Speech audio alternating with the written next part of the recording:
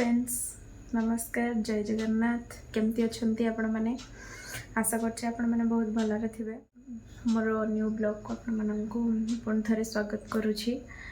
तो आज सेमती किसी प्लानिंग नहीं बस बाहर को जीवार थिला भुवनेश्वर टिके बुलाबुली होता बाहर भी खाई था घरे किसी रोषेबास भी कर तो वर्षाटा जेहेतु सका तो बाहर को तो जापर ही ना चलो घरे कौन बनइबा किसी सेमती खास जिनस ना अंडा तरकारी टे बनईदेवा तो भाविली अंडा तरकारी बनाऊँगी तो आपण मान सहित सेयार भी करदेवी मुझे मो स्टाइल बनाऊँगी। तो चलतु भिडटी को स्टार्ट करवा। पियाज काटिक नहीं साइज रे काटी देखु तापर अदा रसुण आउ टमाट किसी नहीं जाइए तो तापर मु गोटे कड़ई नहीं कड़ई किसी तेल देली तापर किसी जीरा फुटेली जीराटा फुटीगला अदा और रसुण को गोटा अदा रसुण को आप देवे ताकि किसी समय भाजीदेली तापर मुझे पियाज ऐड करदेली पियाज को यही साइज रे आप काटे मो स्टाइल आपड़ थे अंडा तरकारी बनईकि खातु केमती लगे कमेंट मध्यम जनइबे बहुत ही टेस्टी लगे बहुत ही टेस्टी। तो पियाज को पकई देखी भाजीदेली तो बहुत समय भाजबेनी तो टिके पियाजर कच्चा अंशटा पड़ेला आप टमाटो ऐड करदे टमाटो ऐड करदेली मुझे टमाटो ऐड कर सारापर ताकू भी किसी समय भाजीदेली तो ये मु 2 ରୁ 3 मिनट खंडे मुझे भाजी तापर मो गैस फ्लेम को ऑफ करदेली भजा होता मसला को मु गोटे प्लेट रे काढ़ी नहीं तो आपको किसी समय ठंडा होगापाई रेस्ट देदबा। तो मैं ये किसी अंडा नहीं सीझा अंडा तार चोपा छड़े नहीं जाइए तो मु गोटे कड़ई नेली किसी तेल से देली किसी आलू को काटिकी ये भाजी देउछि तेल रे तो आपण मैंने समस्त कहे कि अंडा तरकारी रे आलू कौन पकाउछ तो आम घरे मटन चिकेन रे आलू न पकेले चलिए बस अंडा तरकारी रे आलू समस्ते पकेले खाती तो आलू ये गोल्डन ब्राउन भाया भाजी जाइए तो आम यही स्टेज को काढ़ी नवा तो ये भी आम अंडा से तेल रे भी आम अंडा ऐड करदे मुझे सब अंडा को पकई देकी भलसे भाजी दूची। तो मुझे कही रखा चाहूँगी कि मो चैनल जो मैंने नुआ अच्छा से मैंने मो वीडियो को गोटे लाइक कमेंट और गोटे शेयर करनी सब्सक्राइब करनी पाखरे थिबा बेल आइकन को ऑन कर दियंतु जेबे मोर नुआ वीडियो आसीजिवो तो आपण मानक फास्ट नोटिफिकेशन मिल जिवो। तो मुझे तेल रे एबे खड़ा मसला मतलब किसी गोटा मसला पकई देछि तो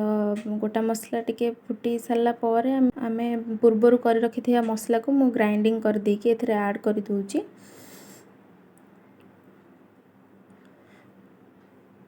तो मसला ऐड हो सारा पर आपको आम भलसे कषई नवा भलसे कषई हो सारा पर एथिरे मु काश्मीरी चिली किचन किंग मसाला चिकेन मसाला हल्दी एथिरे ऐड नहीं जाइए आपको आम मसला सहित भलसे कषिदबा तो मैं पानी पकई कषि दूची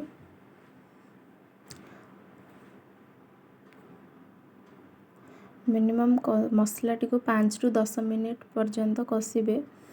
तो यही स्टेज रे आपण मैंने दही ऐड करें घरे दही नथिला तो से मु ऐड करनी आपण मैंने चाहिए यही स्टेज रे दही ऐड करेंगे दही ऐड कले आहुरी ग्रेवीटा आहुरी मोटा हम वीडियो रे देखि पारुथिबे ग्रेवीटा तो मोटा अच्छी किंतु यही स्टेज रे दही ऐड कले ग्रेवीटा आहुरी मोटा हम तो मसला भलसे कषि गलानी एबे मु लूण ऐड कली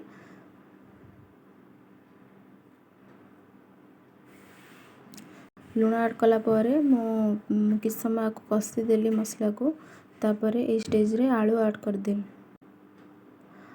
आलू को मध्य मसला सहित किसी समय कषिदेली जहाँ फल कि आलूटा सीझीज।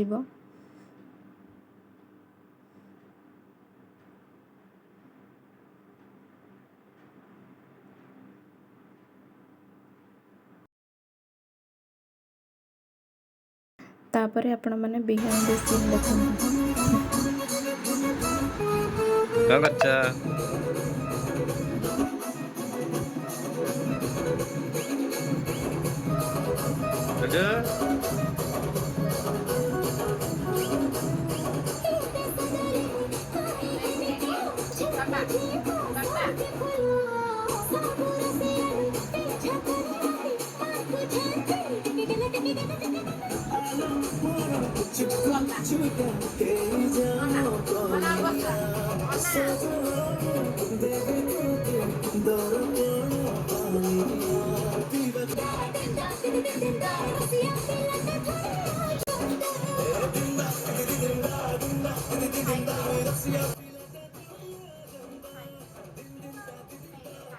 तो यही मझे मु आसिक बाबन को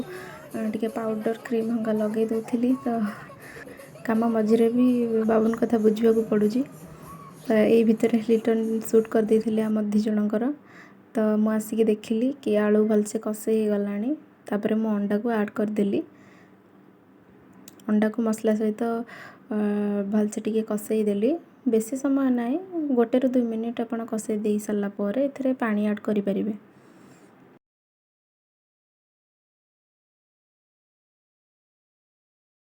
तो मुझे पानी ऐड करदेली तापर आपको किसी समय भलसे फुटवा को छाड़देवी। तो रोषे ऑलमोस्ट कंप्लीट हो गलानी।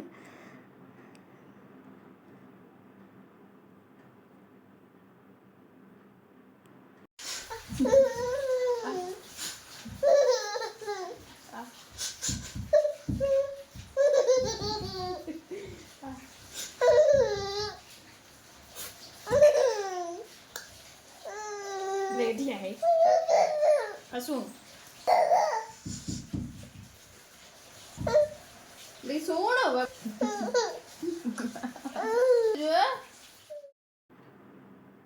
तो मम्मी आसिक केते बंद भी कर देछंती मु जानिनी तो मु आसिक देखिलारू पूरा कंप्लीट हो जाइए। तो आपण मानको देखै दोची केमती देखा जाउची